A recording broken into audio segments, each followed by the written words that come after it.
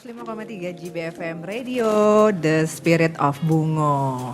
Assalamualaikum warahmatullahi wabarakatuh. Apa kabar Anda, mitra muda dimanapun berada?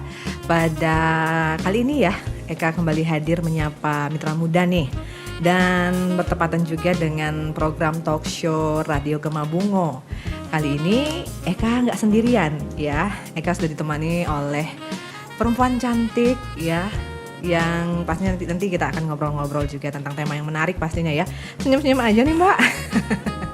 Oke, apa kabar? Assalamualaikum Mbak Rani. Waalaikumsalam warahmatullahi wabarakatuh Kak Eka. Ya, senang sekali ya kita bisa ngobrol di sini. Dan terima kasih dulu deh sebelumnya Mbak Rani sudah bersedia hadir ya, memenuhi undangan kami dari Radio Gema Bungo untuk hadir dalam talk show kita pada hari ini ya. Ya, terima kasih juga Kak sudah mengundang Rani di kegiatan hari ini. Baik, dan mitra muda, hari ini kita bakal ngobrolin tentang mental health ya.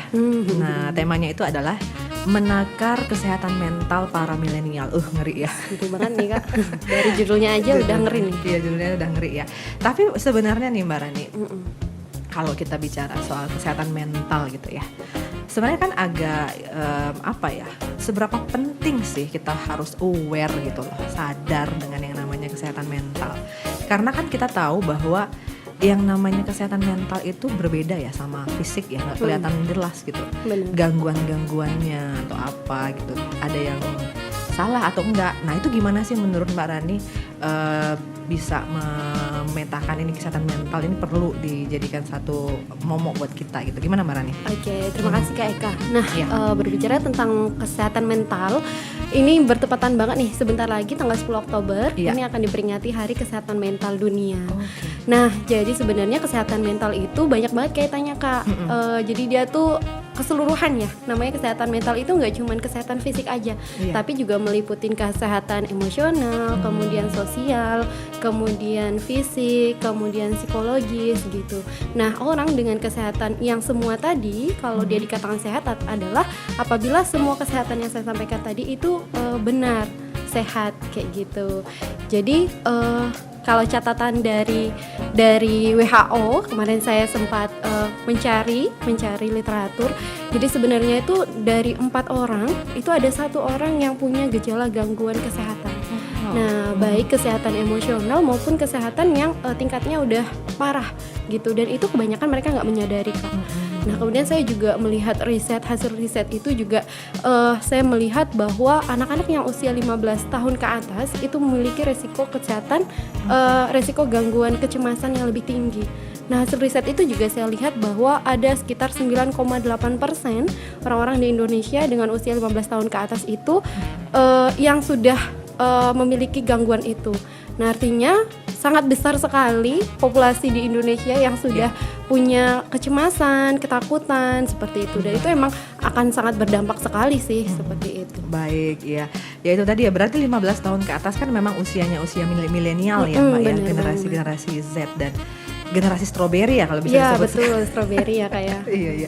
Dan juga untuk mitra muda bahwa Mbak Maharani Kusumawardani ini merupakan psikolog ya, dan beliau juga adalah salah satu praktisi yang sering menangani klien-klien konseling ya, yang ada di salah satu klinik konseling yang ada di Muara Bungo. Nah, jadi memang pas banget ya kita ngobrolin soal kesehatan mental sama ahlinya gitu kan. Jadi kita bisa gali-gali lebih dalam juga nih, kira-kira apakah penting ya gitu tadi ya. Nah, tadi sudah sempat disinggung juga soal Mbak Rani, 1 dari 4 orang ya gitu ya Mbak ya, itu rentan terkena gangguan mental seperti itu. Dan dari WHO juga itu penelitian yang 15 tahun ke atas. Nah, kita bicara soal milenial nih Mbak Rani ya.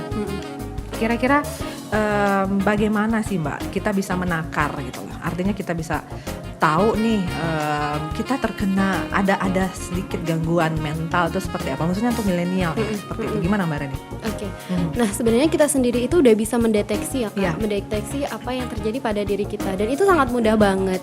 Jadi buat teman-teman kalau ngerasa ada yang beda dengan aktivitas sehari-harinya nih, misalkan sehari-harinya produktif, tapi ternyata ada suatu ketika, suatu masa dia ngerasa hari itu dia nggak produktif. Contohnya apa? Contohnya misalkan dia nggak mood makan, nggak mood makan beberapa hari, kemudian dia susah tidur, kemudian dia ngerasa males mandi, kemudian dia ngerasa nggak bisa melakukan hal-hal yang biasa dia lakukan. Itu salah satu diagnosa kita untuk di awal, mendiagnosa kita di awal bahwa ada yang salah nih dengan diri kita gitu, dan itu memang harus cepat kita lakukan kita harus menyalurkan itu. Nah, kalau menyalurkan itu banyak banget sih caranya Kak, tapi yang penting yang utama dia sadar dulu kalau kondisi dia itu lagi nggak baik-baik aja.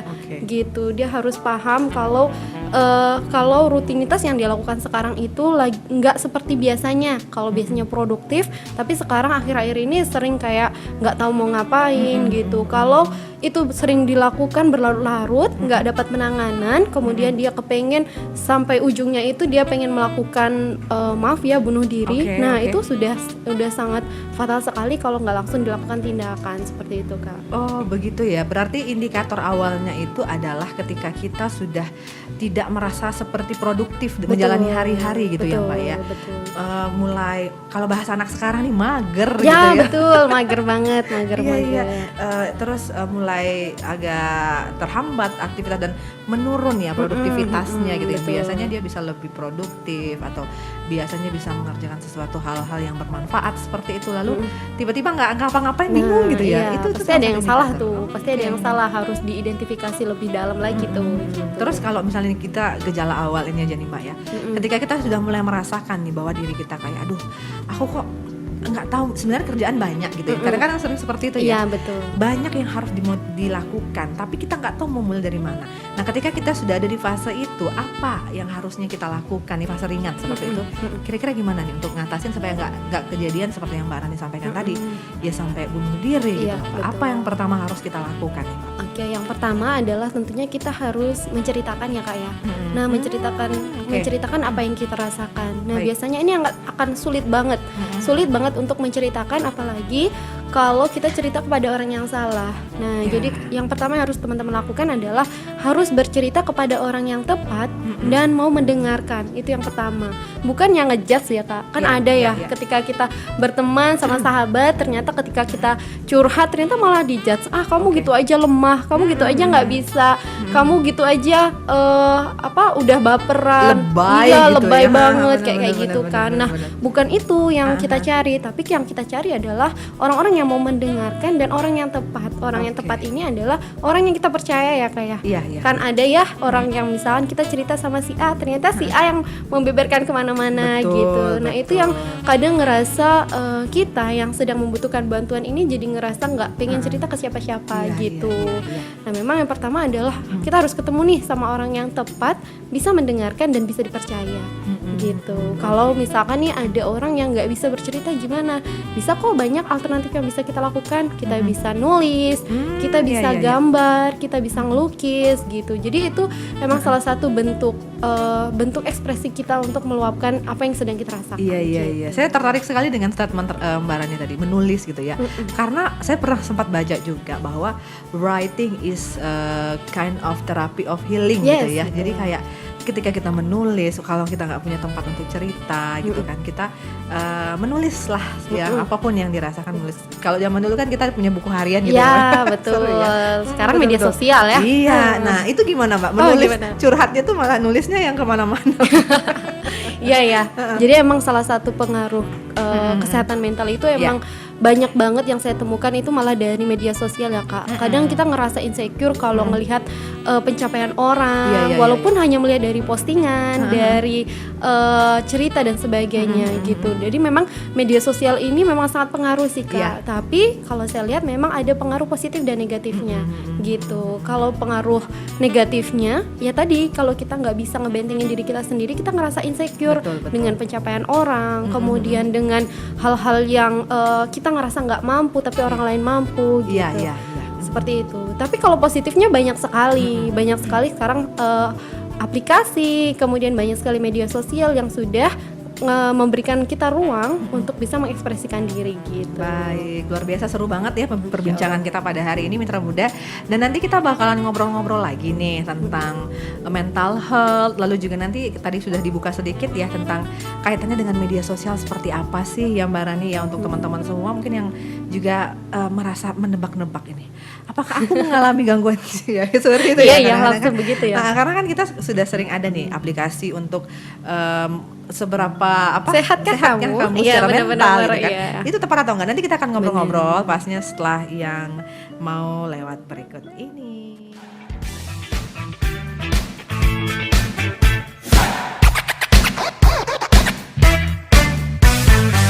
105.3 FM Radio. Mbak Maharani Kusuma Wardani ya, yang juga merupakan salah satu psikolog ya, terus juga praktisi di bidang psikologi yang juga sudah memiliki banyak klien ya Mbak ya. Masya Allah. Iya. Artinya kan berarti Mbak Rani juga sudah banyak ya menangani beberapa kasus-kasus seperti itu ya Mbak ya. Tadi kita sempat singgung mengenai media sosial ya. Di kalangan milenial seperti itu ya, yang suka tidak suka mau tidak mau juga ternyata merupakan pisau bermata dua ya, yang menjadi menyumbangkan gitu loh. Yang benar ya Mbak ya? Betul. Menyumbangkan satu yang namanya kecemasan atau apa seperti tadi Mbak sampaikan. Nah, oke Mbak, kalau sudah seperti itu gitu loh Mbak, maksudnya kita ingin menggali dari sisi media sosialnya. Seperti apa sih Mbak supaya kita bisa tetap menggunakan media sosial itu tidak menjadikan gangguan nih buat mental kita gitu. Jadi secara sehat dan seperti yang normal gitu loh. Maksudnya seperti apa? Boleh dijelaskan Mbak Rani? Iya, boleh. Oke. Jadi emang sekarang nggak ada yang nggak megang handphone ya kayak. Iya. Anak kecil sekalipun itu pasti udah dikasih handphone.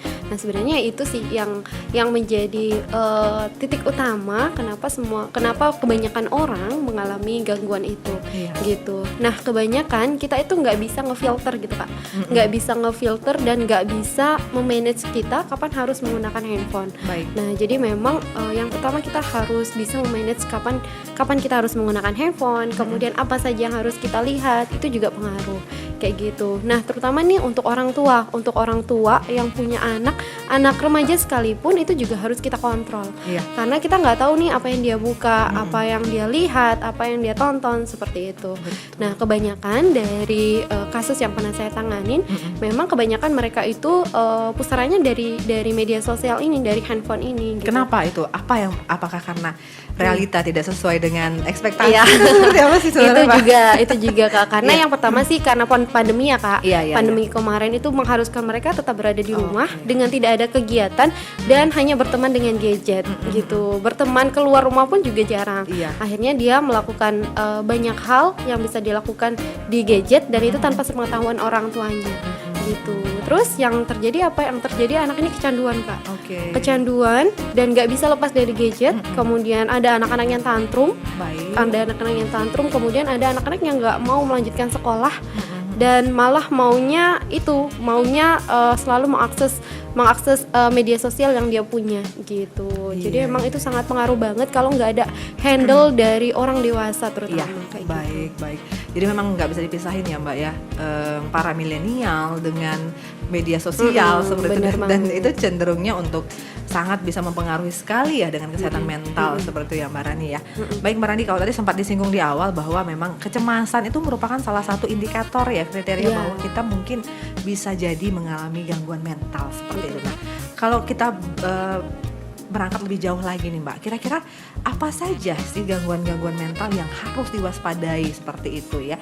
Kalau misalnya gini, kan kita sering familiar ya dengan istilah-istilah kayak bipolar seperti itu ya, itu kan sudah apa ya, bahkan ada juga public figure yang menyidap seperti itu. Kalau dari sudut pandang psikologi sendiri gitu ya Mbak, apa saja jenis-jenis gejala-gejala gangguan mental yang memang bisa menyerang masyarakat gitu?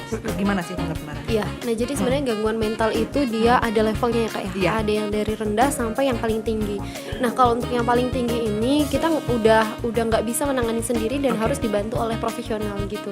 Kalau yang rendah itu banyak banget Kak. Ada yang anxiety, kecemasan, kemudian ada yang stres ringan, kemudian itu juga bisa nanti jadi depresi, kemudian bisa jadi perubahan mood, itu juga termasuk, kemudian sampai nanti dia ke skizofrenia atau bahkan sampai tindakan bunuh diri. Nah itu adalah bentuk gangguan mental yang udah akut banget ya, yang udah nggak bisa kita tangani sendiri gitu. Tapi gejala-gejala ini bisa kita lihat ini terjadi karena gejala kecilnya nggak disembuhkan dulu nih Kak. Gitu. Jadi gejala kecilnya yang timbul itu harus yang cepat kita tangani gitu. Kalau enggak itu nanti jadi kayak snowball gitu loh Kak. Dari yang kecil kemudian bisa jadi gede kayak gitu. Nah, gejala yang kecil yang seperti apa yang tadi yang saya bilang bahwa ada perubahan-perubahan yang dalam aktivitas kita yang berubah. Misalkan yang sehari-hari kita produktif terus jadi nggak produktif. Kemudian ada perubahan mood nih Kak. Kalau yang biasanya kita nih sehari-hari riang gitu terus tiba-tiba jadi sedih banget. Kemudian tiba-tiba jadi baper banget. Nah, itu juga harus diwaspadai kayak gitu. Kemudian perubahan pola istirahat. Nah, misalkan nih kalau yang kita sering tidurnya 8 jam, kemudian sekarang jadi tidurnya 1 atau 2 jam. Nah, itu juga harus kita lihat nih kayak gitu. Kekurangan dan kelebihan tidur itu juga berpengaruh gitu. Jadi, kenapa tuh pengaruhnya untuk efeknya ke dalam tubuh kita? Karena kalau misalkan nih Kak, kalau penyakit fisik nih kan bisa kelihatan ya. Iya. Nah, tapi kalau penyakit mental nih nggak bisa kelihatan Kak. Nah, makanya beberapa hal termasuk pola tidur itu juga pengaruh, pola makan itu juga pengaruh gitu. Jadi kalau kita mau nyembuhin fisik, sembuhin dulu psikologisnya gitu loh.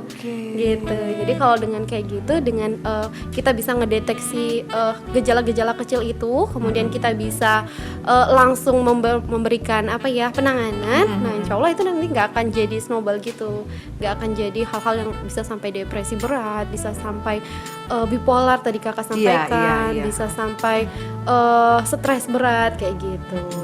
Jadi untuk mendeteksi itu tadi kan sempat kita ngobrol-ngobrol juga ya. Bisa nggak sih pakai kayak aplikasi-aplikasi gitu atau kayak mengira-ngira baca-baca di Google gitu kan ciri-ciri bipolar seperti itu kan sering ya seperti itu ya kayak aduh ini aku nih kayak jangan-jangan aku kena bipolar.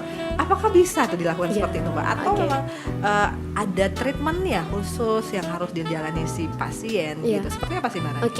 Nah sebenarnya banyak banget ya yang beredar di media sosial ya Kak, kayak tes untuk melihat seberapa sehat sih kita, terus tes untuk melihat kita nih sebagai pribadi yang seperti apa sih gitu. Nah sebenarnya itu menurut saya belum terlalu akurat ya, karena yang pertama kita nggak tahu nih yang membuat ini praktisi psikologi atau bukan seperti itu. Jadi saya tidak menyarankan untuk mengikuti tes-tes seperti itu. Kenapa? Karena ketika kita sudah tes kemudian kelihatan nih hasilnya ternyata punya kesehatan yang sangat minim gitu. Nah nanti kita akan menjudge diri kita dan kita akan terkungkung dengan itu. Oh aku nih stres, oh aku nih pusing, oh aku ini kayaknya nih aku bipolar deh gitu. Nah sebenarnya itu tuh nggak bisa kita jadikan patokan ya. Nah yang saya senangi sekarang banyak banget anak muda yang udah ngebuat platform gitu loh Kak untuk ruang kita mencurahkan. Banyak kok teman-teman bisa pakai aplikasi-aplikasi. Kemudian kalau misalkan nggak bisa lihat di aplikasi bisa nonton YouTube tentang kesehatan mental. Bahkan sampai penyanyi-penyanyi sekarang juga udah aware sama kesehatan mental. Mereka banyak ngebuat atau buat lagu tentang kesehatan mental. Nah itu sebenarnya bisa ngebuat kita sedikit merepresentasikan bentuk emosi kita gitu. Iya sih benar, tadi juga sempat disampaikan bisa menulis gitu ya, tapi bisa cerita gitu kan. Walaupun kadang-kadang kita cerita itu kan nggak minta dinasehati gitu ya Mbak ya. Hanya pengen didengar. Jadi butuh listener gitu ya, pendengar gitu ya. Nah Mbak Rani nyambung dari pertanyaan yang sebelumnya nih, kapan gitu loh Mbak kita harus berkonsultasi secara profesional gitu ya kepada yang profesional juga gitu ya. Ketika kita sudah merasakan ini ada yang nggak beres nih dengan diri kita gitu. Itu kapan sih Mbak? Apa harus nunggu ketika udah gejala parah atau gejala ringan udah boleh nih konsultasi? Itu gimana sih Mbak Rani kira-kira? Nah kalau untuk kapannya ini setiap orang punya perasaan sendiri kapan dia harus melakukan konsultasi kepada yang lebih profesional. Nah biasanya itu dilakukan untuk teman-teman yang udah menyadari bahwa aktivitas yang dia lakukan ini udah di luar jalur gitu loh Kak, udah nggak sesuai dengan aktivitas sehari-hari atau aktivitas yang dia lakukan itu banyak yang merugikan untuk dia sendiri. Nah itu memang harus cepat langsung ketemu sama profesional gitu. Kalau misalkan ada hal-hal atau misalkan nih dia sebenarnya nggak pencemas, tapi ternyata dia ngerasain deg-degan yang parah, kemudian keringetan kayak gitu, dia juga boleh langsung ke profesional. Asalkan dia menyadari ya. Nah, yang penting dia menyadari dan dia memahami nih ada situasi yang berbeda dengan diri dia sendiri gitu. Betul. Berarti simpelnya saya tangkap gini, ketika kita menganggap itu sebagai sebuah masalah gitu ya Mbak ya. Ketika kita sudah merasa itu tidak nyaman seperti itu ya, boleh kita berkonsultasi bisa. ya. Dan di Bungo juga saya rasa sudah cukup banyak layanan psikologi yang sudah ada di Muara Bungo. Iya, betul. Juga bisa dimanfaatkan gitu ya untuk mental health kita, karena ya itu tadi healing kalau kata orang. Ya, nah sekarang kan healing ya kayaknya. Ya itu istilah juga baru tren saat ini gitu ya, karena sudah mulai booming yang namanya isu mental health tadi ya kan. Iya, dan untuk di kalangan milenial, sebenarnya bukan hanya di kalangan milenial saja gitu ya Pak ya, semua lapisan masyarakat saya rasa juga pernah ya, ataupun juga mungkin merasakan gitu yang namanya gangguan ataupun juga mungkin yang tidak stabil di dalam dirinya. Nah ini saya satu pertanyaan nih Mbak, ketika gini loh, dia itu merasakan kejanggalan ya dalam dirinya ya, oke, satu gitu kan, terus kejanggalan itu berlanjut gitu loh Mbak, dan dia ngerasa fine gitu loh Mbak, maksudnya gini, kayaknya aku nyaman nih, dan dia tidak menganggap itu sebuah masalah dan malah menjadi habit baru. Nah itu gimana tuh Mbak? Sebenarnya itu nggak baik banget ya Kak. Misal kita bicara soal pola tidur aja nih ya, yang biasanya tidurnya normal gitu kan, terus tiba-tiba karena satu dan lain hal gitu kan ya, pola tidur jadi berubah gitu kan, dan kebalik, tapi dia enjoy dengan situasi seperti itu dan tidak menganggap itu sebuah masalah, malah jadi habit baru. Nah, itu gimana kira-kira Mbak? Nah sebenarnya ya tadi yang saya bilang kan itu sebenarnya nggak baik ya Kak ya, karena itu bukan habit kita sebelumnya gitu. Tapi kalau yang Kakak sampaikan tadi itu ternyata menurut dia masih berdampak positif untuk dia, nggak masalah. Tapi yang saya takutkan adalah itu nanti bisa berdampak negatif untuk dia gitu. Jadi kalau misalkan dari pola tidur aja nih ada yang beda. Nah jadi kalau yang saya tangkap tadi bahwa dia tuh berusaha untuk nggak baik-baik aja, berusaha untuk baik-baik aja, padahal kondisinya lagi nggak baik-baik aja. Kemudian dia berusaha untuk menyenangkan banyak orang, padahal dirinya sendiri nggak disenangkan gitu. Jadi memang bentuk untuk membuat orang merasa tertarik dengan kita, membuat orang percaya dengan kita itu banyak sekali. Salah satunya seperti tadi gitu, sehingga dari pola tidur yang berubah itu bisa ngaruh ke kita gitu. Tapi balik lagi ya, kita punya timing masing-masing. Kalau merasa yang dia lakukan adalah positif, maka itu masih dikategorikan nggak masalah. Iya, baik. Ya tadi saya nyambung lagi ya dari yang statementnya Mbak Rani ya. Kadang-kadang memang ada stigma, karena memang ada stigma negatif ya Mbak di tengah masyarakat kita gini loh, kayak kalau orang misalnya sakit gatal-gatal nih gitu ya, itu kan jelas nih penyakitnya. Nah kalau untuk penyakit mental ini kan kadang-kadang orang ketika ada sesuatu yang nggak nyaman di dalam diri dia gitu kan, takut dikatain stres gila gitu loh, karena kan ke situ ya kan. Jadi ujungnya udahlah aku pendam saja sendiri gitu. Betul. Artinya jadi ya dia berusaha untuk mendefense ya, bahasanya gitu ya, menyangkal apa yang ya aku baik-baik aja, dan itu malah seperti bola salju.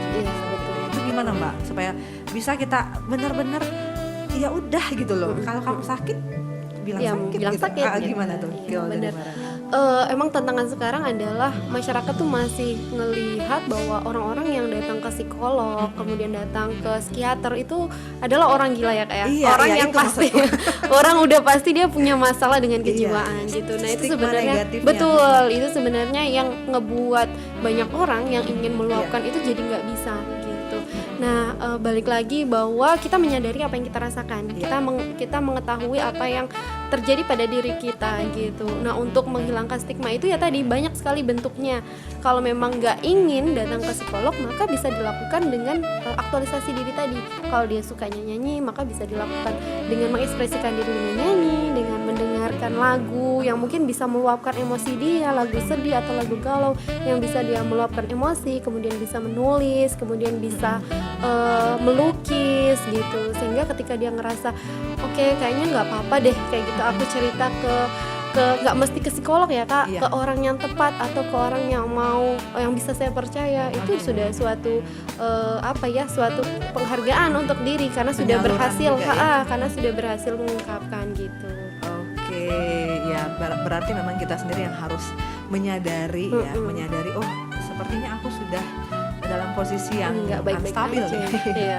Jadi penyadaran itu penting sekali ya Mbak ya, supaya kita nggak larut nih dalam ketidaknyamanan itu dan akhirnya malah menyamankan diri dalam ketidaknyamanan. Tidak nyamanan, iya. Iya seru banget nih pokoknya perbincangan kita pada hari ini ya Mitra Muda ya. Dan tentunya memang program talk show di Radio Gema Bungo nanti akan terus hadir dengan mengangkat tema-tema yang juga pastinya bisa menjadi insight ya dan Iya. edukasi juga untuk masyarakat kita, khususnya untuk Mitra Muda nih pastinya. Nah terakhir nih Mbak Rani, pesan deh boleh dari Mbak Rani sebagai praktisi psikologi dan juga sudah menangani klien dengan berbagai macam background permasalahan. Seperti apa sih Mbak untuk bisa merawat kesehatan mental ini, bukan hanya untuk milenial deh ya, untuk seluruh lapisan masyarakat. Buat saya juga dong pasti. Saya juga ya Kak. Iya kamu silakan Mbak. Iya, yang pertama pastinya kita harus menerima diri sendiri ya Kak. Karena sesuatu hal baik itu fisik, mental dan segalanya itu bermuara pada diri sendiri. Kita nggak bisa menerima diri sendiri. Entah itu menerima kesalahan yang kita lakukan, menerima kesalahan orang lain yang dilakukan, atau nggak menerima keberhasilan yang sudah kita upayakan gitu.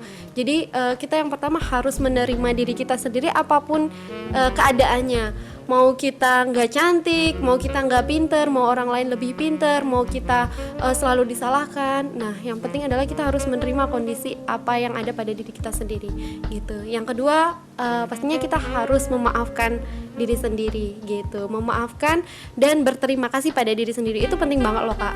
iya. Dan itu juga bisa ngebuat kita jadi berpikir positif karena kita selalu mengapresiasi diri kita sendiri, gitu. Caranya gampang banget loh. Ketika misalkan nih teman-teman mau tidur tuh bisa ngelus diri sendiri, kemudian bilang makasih sama diri sendiri, menyemangati diri sendiri. Atau bisa juga nih teman-teman kalau yang sukanya makan makanan es krim atau misalkan suka makan makanan yang manis-manis, yang pedas-pedas, itu bisa dilakukan untuk mengapresiasi diri gitu. Jadi emang penerimaan diri sendiri itu emang menurut saya number one daripada hal lainnya gitu. Benar, jadi hal kecil aja gitu ya Mbak ya. Betul. Semacam makan es krim atau makan coklat Iya, apa gitu itu sudah seneng banget. Atau jalan-jalan kayak gitu. Iya betul. Jadi berikanlah kebahagiaan untuk diri kita sendiri ya, Betul. dan tidak Jangan orang lain terus. Iya betul. Jadi kalau saya sih nangkapnya gini Mbak, jangan selalu mengharapkan orang lain untuk membahagiakan Bahagian kita. ya. Iya, betul. Seru banget. Ya ampun seru banget ya untuk perbincangan kita bersama dengan Mbak Maharani pastinya ya Mbak ya. Dan Eka juga ucapin terima kasih nih untuk Mbak Maharani Ya, yang sudah sama-sama. hadir ya. Semoga perbincangan kita hari ini bisa menjadi insight lah pastinya, effort positif juga ya, advice positif juga untuk para milenial khususnya ya, yang saat ini mungkin sedang mendengarkan, dan untuk mitra muda secara luas ya yang ada di Kabupaten Bungo juga, supaya bisa lebih mampu menakar kesehatan mentalnya gitu ya, dan cepat-cepat nih menangani ketika memang sudah mengalami kecemasan seperti itu ya, atau jangan sampai terjadi hal-hal yang lebih parah gitu ya, dan sudah tidak bisa ditangani lagi. Demikian ya Mbak ya. Iya betul sekali Kak. Oke, dan untuk Anda mitra muda pastinya Eka ucapkan terima kasih sudah bergabung bersama kami dan juga sudah stay tune ya di 105,3 GBFM The Spirit of Bungo. Nanti kan kami akan hadir kembali di program talk show berikutnya dengan tema-tema yang lain pastinya. Dan akhir kata Eka pamit dari ruang dengar mitra muda, dan juga mohon maaf ya apabila terdapat kesalahan dan kekeliruan dalam penayangan kami pada hari ini. Dan akhir kata kau ucapin wassalamualaikum warahmatullahi wabarakatuh. Dadah. Sampai jumpa. Sampai jumpa Mbak Rani. Sampai jumpa Thank you. Kakak. Thank you.